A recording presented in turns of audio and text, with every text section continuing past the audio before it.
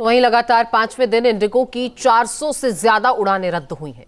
PMO को Indigo संकट से जुड़ी तमाम जानकारियां दी गई हैं। वहीं नागरिक उड्डयन मंत्री ने आपात बैठक बुलाई और इंडिगो को कल रात 8 बजे तक तमाम यात्रियों को पूरा पैसा रिटर्न करने का निर्देश दिया गया है।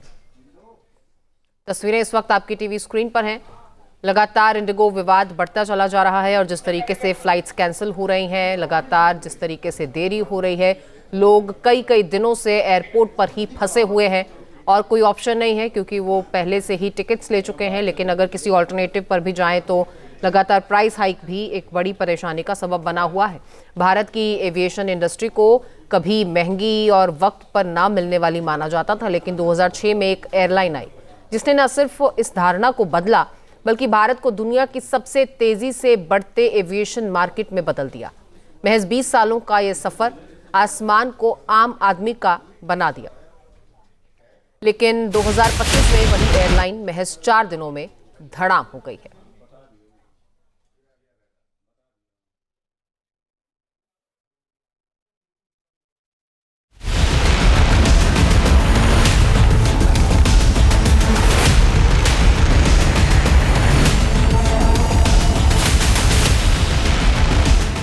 हर दिन 2200 से ज्यादा उड़ान, 90 से ज्यादा डोमेस्टिक उड़ान, 40 से ज्यादा इंटरनेशनल उड़ान, कंपनी के बेड़े में 417 विमान और मार्केट पर कब्जा 61.4%। यह है भारत की नंबर 1 विमान कंपनी इंडिगो। फिर हुआ कुछ ऐसा कि सिर्फ 4 दिन में इंडिगो जमीन पर आ गई। सिर्फ 4 दिन में लाखों लोगों की आंखों में बेबसी भर दी। दिल्ली से लेकर बेंगलुरु तक हाहाकार मचा दिया। कब है बेटी की शादी आपकी? परसों सुबह है। आज से हल्दी, आज शाम को मेहंदी है वहाँ पर। और हम खुद सब टाइम सेव करने के लिए लगा के जा रहे थे कि सिर्फ बेटी पे ध्यान देंगे, उसकी अच्छे से लगवाएंगे। और कल सुबह हल्दी है, संगीत है और परसों मॉर्निंग में शादी है। अब कैसे जाएंगे आप? अभी तो कुछ दिमागी काम नहीं करना, क्या करें, सोचते हैं थोड़ी देर में। अभी तो आए हैं। देखिए, बिल्कुल माँ ने जो है हाथों में मेहंदियाँ लगाई हैं, तैयारी की है बेटी की शादी में जाने को। कहाँ पर था ये पूरा इवेंट जो था, कहाँ पर ऑर्गेनाइज? ताज कोफ्स है त्रिवेंद्रम में, ताज होटल में। ताज होटल में। तो अब कैंसिल करना तो संभव होगा नहीं? गेस्ट पहुँच गए, गेस्ट सारे पहुँच गए, आज दोपहर से पहुँच गए वहाँ। 4 अगस्त 2006 देश की एविएशन इंडस्ट्री में एक नई नवेली कंपनी की पहली फ्लाइट उड़ान भर रही थी। दिल्ली से गुवाहाटी जाने के लिए यात्रियों का स्वागत कुछ इस तरह से किया जा रहा था।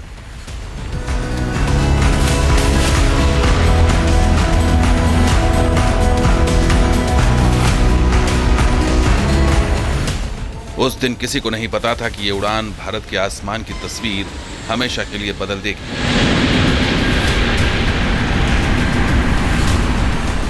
इंडिगो की कहानी शुरू होती है 2 दोस्तों की जिद से। पहला दोस्त, जिसका नाम था राहुल भाटिया, साल था 1984। दिल्ली के रहने वाले राहुल भाटिया कनाडा से इलेक्ट्रिकल इंजीनियरिंग की पढ़ाई कर भारत लौटे थे। भारत लौटने का एक मकसद ये था क्योंकि उन्हें लगता था कि भारत में टेलीकॉम बिजनेस की काफी संभावनाएं हैं। इसलिए वो कनाडा की नॉटेल कंपनी के साथ मिलकर इसी बिजनेस में हाथ आजमाना चाहते थे। लेकिन जल्द ही उन्हें पता चल गया, भारत सरकार विदेशी टेक्नोलॉजी के पक्ष में नहीं थी। राहुल का सपना अधूरा रह गया। तब राहुल भाटिया के पिता दिल्ली एक्सप्रेस नाम की एक ट्रैवल टिकट बुकिंग एजेंसी चलाया करते थे, जो उन्होंने अपने 9 पार्टनर के साथ शुरू किया था। उसके बाद फिर कुछ ऐसा हुआ कि उनके पार्टनर के साथ उनको धोखे मिलते गए और उनकी तबीयत जो है वो खराब होती गई और मजबूरन राहुल भाटिया को अपने पिता का बिजनेस ज्वाइन करना पड़ा। 1992 में भारत सरकार ने एयरलाइंस के लिए प्राइवेट लाइसेंस के रास्ते खोल दी। कई प्राइवेट कंपनियां एविएशन इंडस्ट्री में आने लगी थी। राहुल भाटिया ने भी मन बना लिया, ये इंडस्ट्री उनके लिए मुफीद होगी। राहुल भाटिया जल्दबाजी में नहीं थे, लिहाजा उन्होंने वक्त लिया और फिर एक बेहतर रणनीति के साथ एविएशन मार्केट में कदम रखने का फैसला किया। इसी दौरान उनकी मुलाकात होती है राकेश गंगवाल से।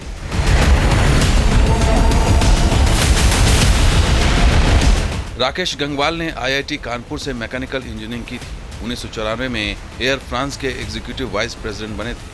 1998 में उन्हें यूएस एयरवेज का प्रेसिडेंट और सीईओ बनाया गया। तब राहुल भाटिया की कंपनी इंटरग्लोब भी इसी यूएस एयरलाइन की भारत जनरल ट्रैवल एजेंट थी और उसके साथ साथ किसी काम के लिए उनकी मुलाकात राकेश गंगवाल से हुई। फिर क्या था, राहुल भाटिया ने अपने मन की बात जो है राकेश गंगवाल को बता दी और फिर दोनों इस एयरलाइन के ऊपर काम करने के लिए शुरू हो गए। साल था 2004। राहुल भाटिया और राकेश गंगवाल के लिए वो साल खुशियां लेकर आया। सरकार की तरफ से उनकी कंपनी का लाइसेंस मिल गया था। कंपनी का नाम रखा था इंडिगो। इसी साल दोनों ने इंटरग्लोब एविएशन लिमिटेड की नींव रखी। उन दिनों फ्यूल की कीमत में उछाल थी, रुपए की कीमत गिर रही थी और भारत की एविएशन इंडस्ट्री भी बुरे दौर से गुजर रही थी। मार्केट में कुछ और खिलाड़ी भी थे। किंगफिशर और स्पाइसजेट जैसी कंपनी घाटे में चल रही थी। राकेश और राहुल ने 100 करोड़ रुपए लगाकर कंपनी शुरू कर दी। इंडिगो ने उधार में लिए 5 लाख करोड़ के 100 जहाज के ऑर्डर दिए। राकेश गंगवाल पिछले 3 दशक से एविएशन फील्ड में काम कर रहे थे और यही कारण था कि उनकी एयरबेस कंपनी में बहुत ज़्यादा जान पहचान थी और इसी के चलते एयरबेस कंपनी उधार में जहाज देने को तैयार हो गई। इंडिगो ने 4% डाउन पेमेंट पर 100 जहाज के ऑर्डर दिए। एयरबस कंपनी ने उन्हें 40% का डिस्काउंट भी दिया। 28 जुलाई 2006 को इंडिगो को पहला एयरबस मिला। इसी एक जहाज के बूते इंडिगो ने महज हफ्ते भर इंडिगो की पहली उड़ान भरने का फैसला किया और फिर 4 अगस्त 2006 की तारीख इंडिगो के इतिहास के पन्नों में हमेशा हमेशा के लिए दर्ज हो गई। इंडिगो के उस दिन का मुहूर्त भविष्य के शुभ मुहूर्त में बदल गया। सिर्फ 4 साल में ही इंडिगो ने एयर इंडिया को पीछे छोड़ते हुए 17.3% मार्केट शेयर के साथ तीसरा स्थान हासिल कर लिया।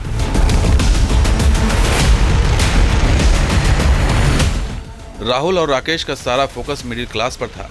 विमान में इकोनॉमी क्लास की सीटें ज्यादा हो गई। हर फ्लाइट में 180 लोगों के बैठने की जगह बनाई गई। कॉस्ट कटिंग के लिए सफर के दौरान फ्री का खाना हटा दिया गया। दोनों दोस्तों की इस रणनीति ने भारत के आसमान को आम आदमी का बना दिया। इंडिगो की उड़ानें बढ़ने लगी थी, लेकिन हुआ कुछ ऐसा कि राकेश गंगवाल और राहुल भाटिया में कंपनी की पॉलिसी को लेकर विवाद गहराने लगा और एक दिन राकेश गंगवाल ने साल 2022 में इंडिगो को पान की दुकान बताते हुए इस्तीफा दे दिया। राहुल भाटिया अब अकेले ही इंडिगो को ऑपरेट करते रहे। महज 15 लाख से शुरू हुआ उनका साम्राज्य 73,000 करोड़ रुपए तक फैल चुका है। साल 2023 की हुरन ग्लोबल लिस्ट के मुताबिक राहुल भाटिया की $3.5 बिलियन से ज्यादा की नेटवर्थ है। इंडिगो के शेयर्स में उनकी संपत्ति $10 बिलियन से ऊपर है। महज 20 सालों के अंदर राहुल भाटिया ने यह साबित कर दिया कि अगर बेहतर रणनीति हो तो आसमान भी छोटा पड़ जाता है, लेकिन एक छोटी सी चूक उस आसमान को अंतहीन भी बना सकती है, जैसा कि इंडिगो के साथ सिर्फ 4 दिनों में हुआ। Team news nation.